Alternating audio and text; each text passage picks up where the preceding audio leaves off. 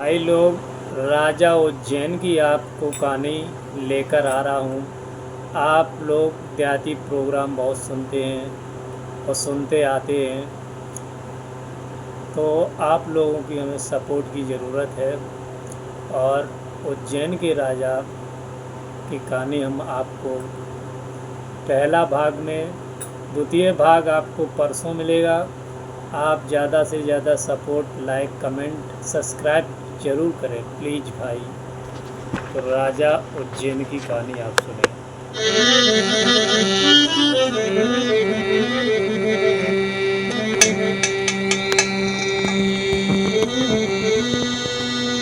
महावीर अंजनी सुबन में धरूं आपको ध्यान, पवन पुत्र हनुमान को सुकोटि कोटि प्रणाम।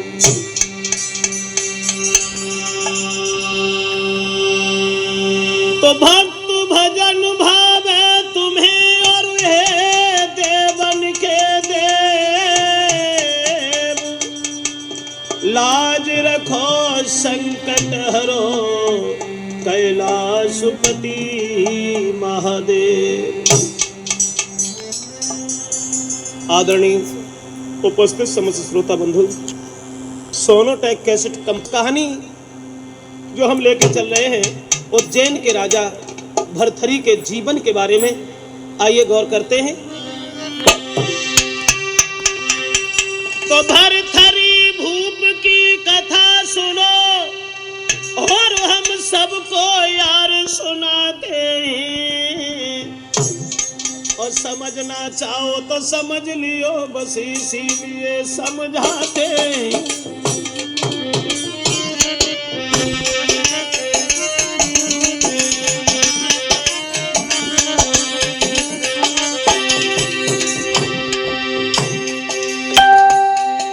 होली कैसे हो जाती है हम सबके लिए बताएंगे, और ब्रजेश यादव मैनपुरी के भजनों में समझाएंगे।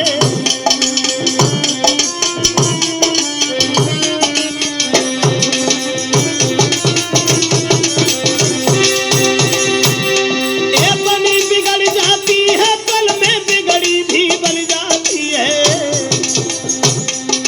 माया विचित्र अखिलेश्वर की ना समझ किसी के आती है।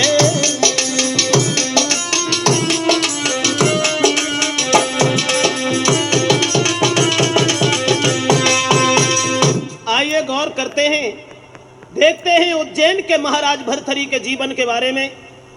इनकी पत्नी का नाम था पिंगला, और महाराज भरथरी को अपनी पत्नी के अलावा और किसी से कोई मतलब नहीं था। न दरबार की चिंता, न परिवार की चिंता, न घरबार की चिंता, लेकिन चिंता है तो केवल अपनी पत्नी की। तो आइए देखते हैं कि जो स्त्री के ऊपर इतना बड़ा विश्वास करते थे, वो स्त्री ने किस तरह से धोखा दिया महाराज को। एक दिन महाराज भरथरी अपनी पत्नी से बोले हैं, आज हमारा विचार है कि हम जंगल में शिकार खेलने के लिए जाएंगे। पत्नी कहती है, महाराज जब तुम चले जाते हो तो मुझे अच्छा नहीं लगता। ये घर, ये परिवार, ये घर, ये आंगन मुझे शमशान जैसा दिखाई पड़ता है। तो बोले, हम ज्यादा देर के लिए नहीं जा रहे, अभी आएंगे लौट करके। हुआ ऐसा, सो मेरे श्री गणेश और शारदा शेष महेश मनायो, और माता पिता को सुमिरन करके देगा हाथ उठायो।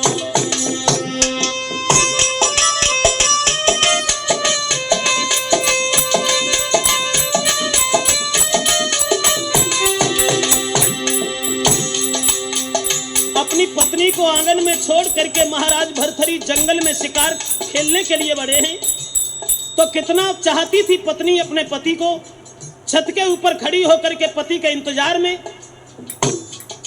और इधर महाराज भरथरी, ऐसो मेरे श्री गणेश शारदा शेष महेश मनायो, महेश मनायो, और माता पिता को सुमिरन करके एक हाथ उठायो और घोड़ा पे वो सवार सुनो सरदार न बिलम लगायो। विकट बनी में जब राजा घुस आए,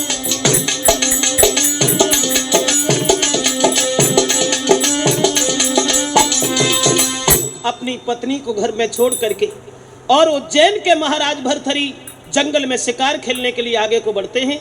हुआ ऐसा, जब ये वन में पहुंचे हैं तो शिकार तो कुछ भी नजर में नहीं आया। उन्होंने देखा कि सामने से दो पुरुष आ रहे हैं जो बहुत कमजोर हैं, जिनके शरीर पे फटे पुराने वस्त्र हैं, शरीर में गोश्त नहीं है, हड्डियां चमक रही हैं। तो झाड़ी में छुप करके देखने लगे और उन्होंने ये सोचा, इसका मतलब यह है कि हम अपने औरत के प्यार में इतने पागल हैं जो कभी दरबार और परिवार की ओर कभी नहीं देखते हैं। देखे ये दोनों करेंगे क्या। कुछ और आगे बढ़े तो क्या देखा, दोनों पुरुष नहीं है, फिर बम एक पुरुष एक नारी है, दोनों दुर्बल दीन भिखारी।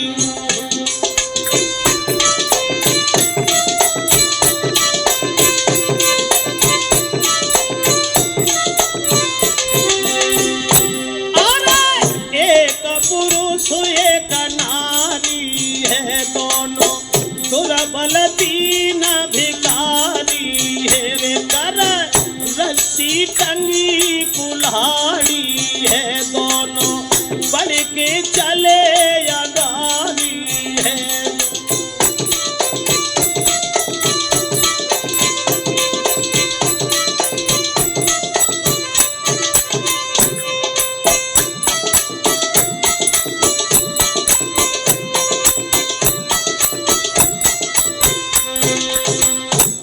देखा महाराज भर्तहरि ने, जो दोनों पुरुष मालूम पड़ते हैं वो पुरुष नहीं है, एक पुरुष है एक स्त्री है, एक के हाथ में रस्सी दूसरे के हाथ में कुल्हाड़ी। तो क्या देखा उन्होंने, देखें अब ये करेंगे क्या।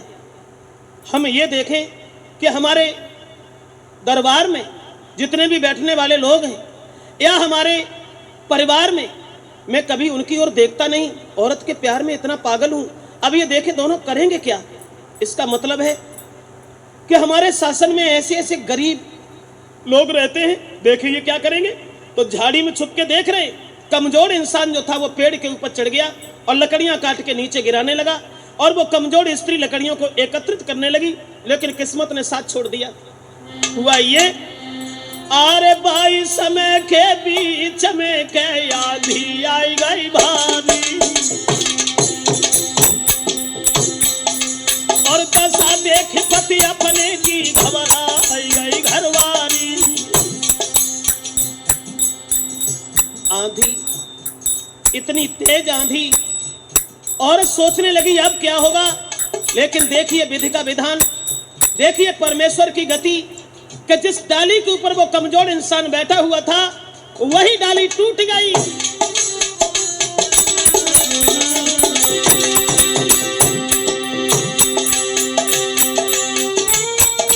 महाराज डाल लहराई गई झट टूटे, और ऊपर से के गिरो है नीचे गए प्राणवा के छूटे। सोई दशा देख पति अपने की नारी वो बिल खानी, सोई दशा देख पति अपने की नारी वो बिल खानी।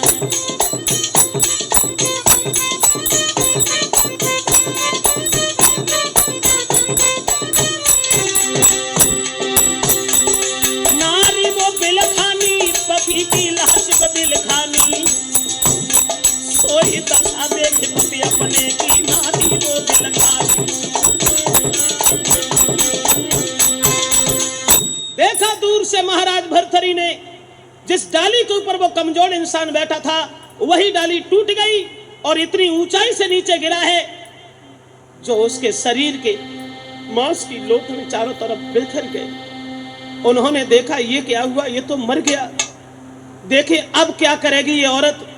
तो उस स्त्री ने अपने पति की लाश को उठाया और लाश को उठाने के बाद मोह पे मोह धरि लायो, हरे नारी की छूटी गई बबकारी रे।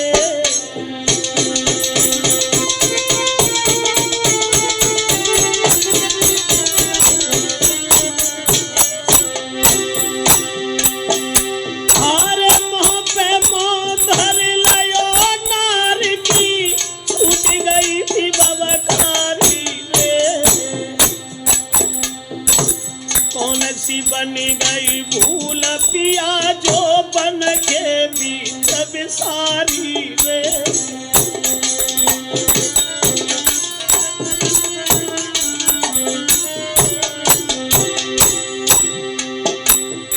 आज वो गरीबिणी अपने पति के लाश पे बिलख रही है और सूखी रोटी खाए खाए मैंने घर में गुजर चलाई है। उठ के बैठो पिया हमारे लिए कभी जो बोल सुनाई रे।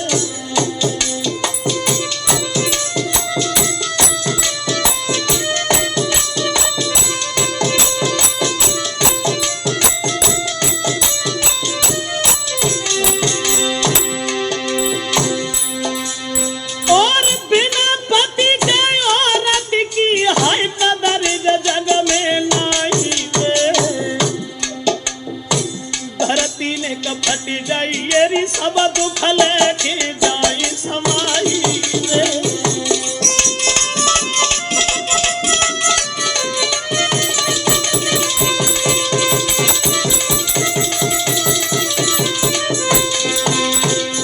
देख रहे हैं दूर से महाराज भरथरी कि वो पत्नी अपने पति की लाश पर बिलखती रही, रोती चिल्लाती रही।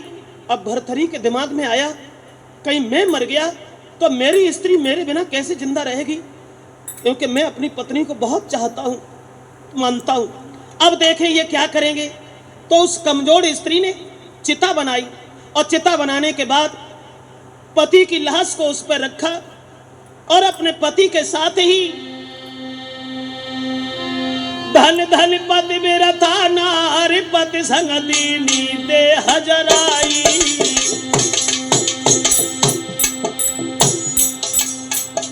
दूर से देख रहे हैं भरथरी कि वो स्त्री को कोई समझाने वाला भी नहीं था और वो स्त्री अपने पति के साथ जिंदा जल गई। धन धन पति मेरा था नारी पति संग दीनी दे हजराई। और दशा देख के भूप भरथरी दिल में गए घबराई। वाह भाई वाह, पतिव्रताएं तो बहुत देखी, ऐसी पतिव्रता आज पहली बार देखी जो मरे हुए पति के साथ जिंदा चली गई। अब चेहरा सूखी गो राजा को दिल में ये कयावे ये खजाए। और लेके घोड़ा महाराजा ने लई आंगन की सीध लगाई। तो आवत देखो महारानी ने भज के पलंग दो रखाई।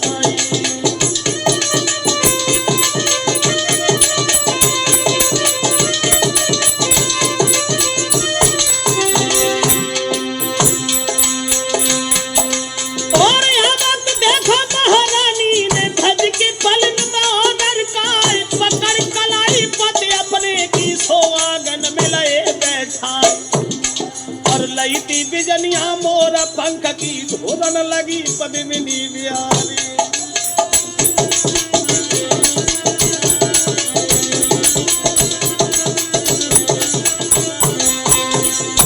महाराज भरथरी ये नाटक देख करके घर के लिए चले हैं तो चेहरा उनका सूख गया। वाह भाई वाह, कैसी कैसी औरतें दुनिया में पड़ी हैं जो पति के साथ मरी गई। लौट करके घर पे आए, पत्नी ने अपने पति को आते हुए देखा, बड़ा सम्मान किया और अपने पति को सुंदर आसन डाल के बैठा लिया।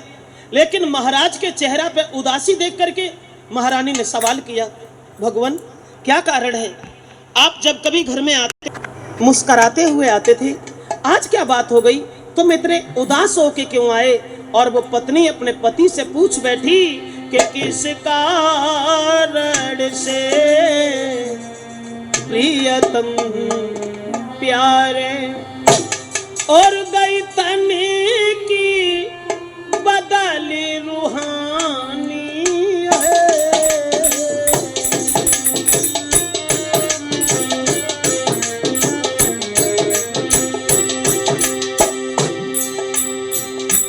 पत्नी अपने पति को उदास देख करके घर में बैठा लेती है, लेकिन दोनों हाथ जोड़ करके अपने पति से प्रश्न करती है, सवाल करती है।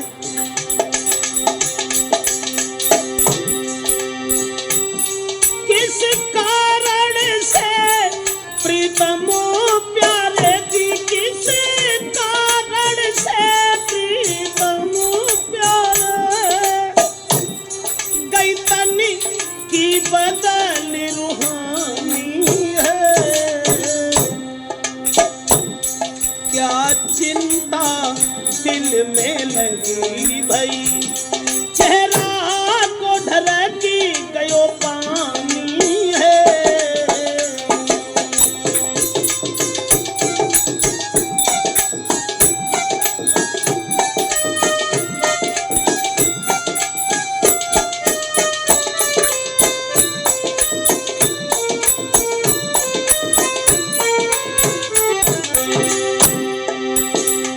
पूछ बैठी अपने पति से और बोली, क्या भूखा संत गया दर से जी, क्या भूखा संत गया दर से, या दुख में कोई संगी न हुआ, या कोई भूल बनी हमसे जिससे चेहरा गमगीन हुआ।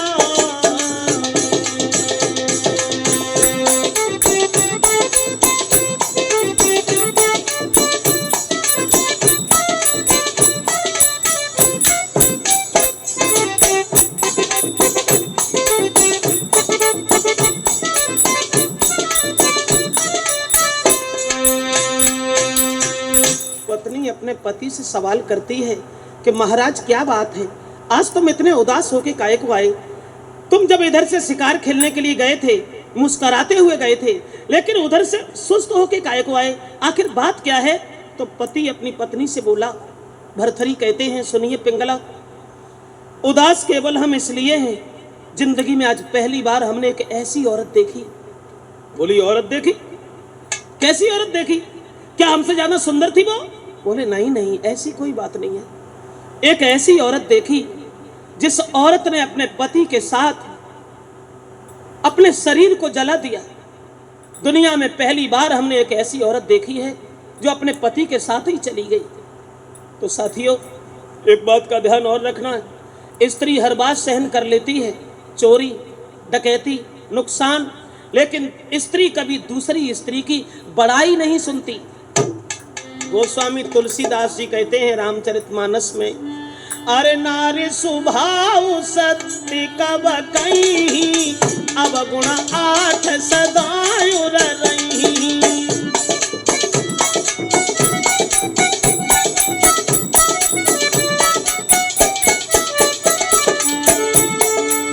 कहते हैं तुलसीदास, पल पल में झूठ बोलने की औरतों की आदत होती है, और स्त्री चाहे कितनी भी विद्वान हो, लेकिन 8 अवगुण हमेशा बने रहते हैं।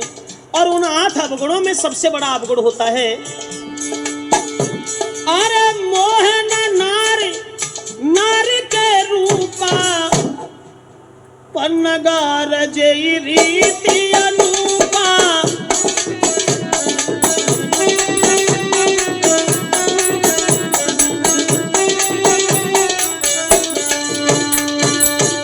गोस्वामी तुलसीदास जी कहते हैं कि नारी स्वभाव सत्य कब कहीं, और अब गुण 8 सदायुर रही। स्त्री कितनी भी विद्वान हो, पल पल में झूठ बोलने की औरतों की आदत होती है, और 8 अवगुण हमेशा बने रहते हैं। उन 8 अवगुणों में सबसे बड़ा अवगुण होता है कि मोहन नारी, नारी के रूपा, यानी स्त्री कभी स्त्री को देख के मोहित नहीं होती, और स्त्री कभी दूसरी स्त्री की बड़ाई न तो करती है और ना ही बड़ाई सुनने की क्षमता होती है। स्त्री दूसरी स्त्री को अपने से ज्यादा सुंदर कभी नहीं मानती। तो जब सुना पिंगला ने, बोली क्या कहा, मरे हुए पति के संग जरेगी तो कौन सा बड़ो काम करेगी। इतनी बात के पीछे मुंह सुखाई गए और बोली, अरे का नाम करो है दुनिया में, जरी बढ़ गई सौदिता में।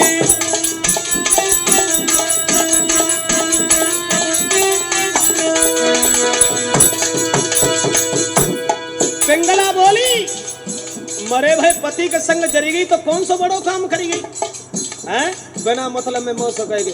भोजन करो, अरे का नाम करो है दुनिया में, और जर पड़ गई सौदिता में। अरे पतिव्रता तुमको बतलावे, ओ बे पति सती हुई जावे।